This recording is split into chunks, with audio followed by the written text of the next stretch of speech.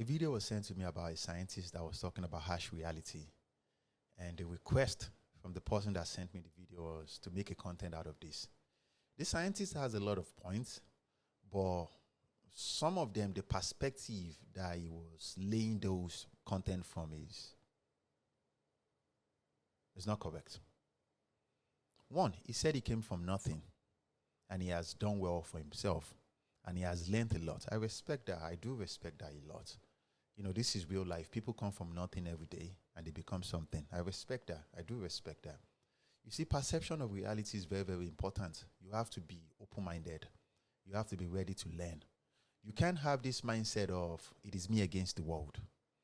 He mentioned something. He said, if given the opportunity to either have a dinner with Dangote, Aliko Dangote is the most wealthiest African, either to have a dinner with Aliko Dangote or get $5 million. He said he's going to take $5 million. The problem with people is people do not understand how money works. A dinner with Aliko Dangote, let's say it goes on for 15 minutes. So that means before that time ever comes, as a man or as a human being, you must prepare yourself mindly. You must prepare yourself mentally off of what you see yourself becoming. You need to know how to ask the right question. You need to know what you want to talk about. If you go and meet Aliko Dangote and you talk about how much you want him to just invest into your pointless venture, it's not going to help you.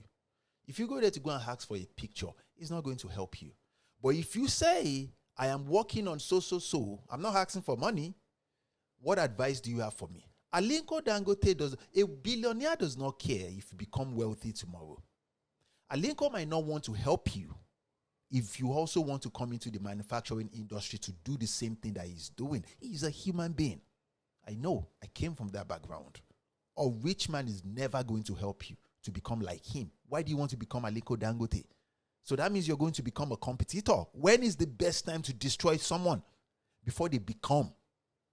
Don't you understand? Aliko does not care if you become a wealthy person.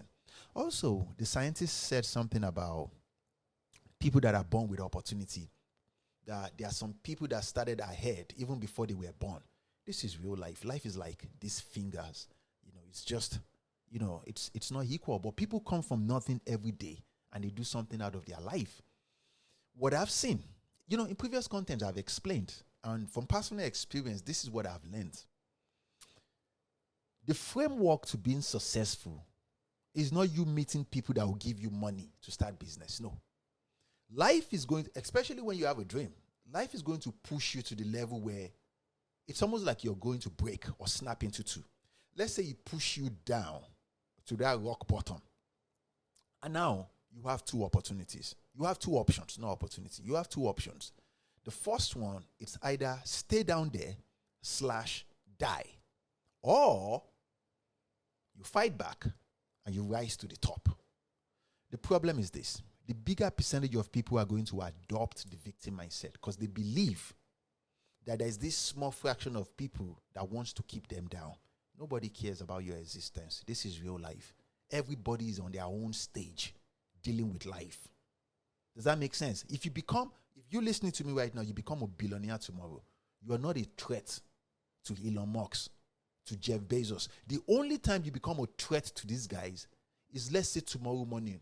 Elon Musk, for example, let's say tomorrow morning you build a robotic system that rivals Tesla. Now now you are a competition. The only time you become a threat to these guys is when you are a competition and you have to fight through. You understand me? Nobody is coming for your head. Nobody cares either you're poor or you're rich. Nobody gives a damn about you. But if you have the opportunity someday to come in contact with rich people, you better ask the right question. The problem I have with people is this. People assume responses. People assume response that these guys will never help me, Joe. These guys are, you don't understand. You don't know if you don't try. So to those of you out there that sent me messages about, oh, I have dreams to do this, I have dreams to do that. When was the last time you sent a message to some CEO that, okay, I'm working on so, or I want to journey into so industry. What advice do you have for me? You don't do all these things because you assume what their response might be. They might not, from personal experience, they might not respond to you immediately. And some of them would read your message and still not respond to you, but they will. Because some of them will keep coming to your profile to see your development. Let me tell you something about rich folks. They like it when people ask them for opinion. They like to believe that they contributed to your success. A poor man will believe that a rich man does not want him to be rich. You're not that important until you become a competition. Change your perception of reality. Change your perception of reality. The Yoruba people will say, Ajatoba lo dele yumak bobo. You don't have to be born or to come from a wealthy background. But when you know people that know people, you will become successful. If you send a message, let's say you send a message to the CEO of Uber.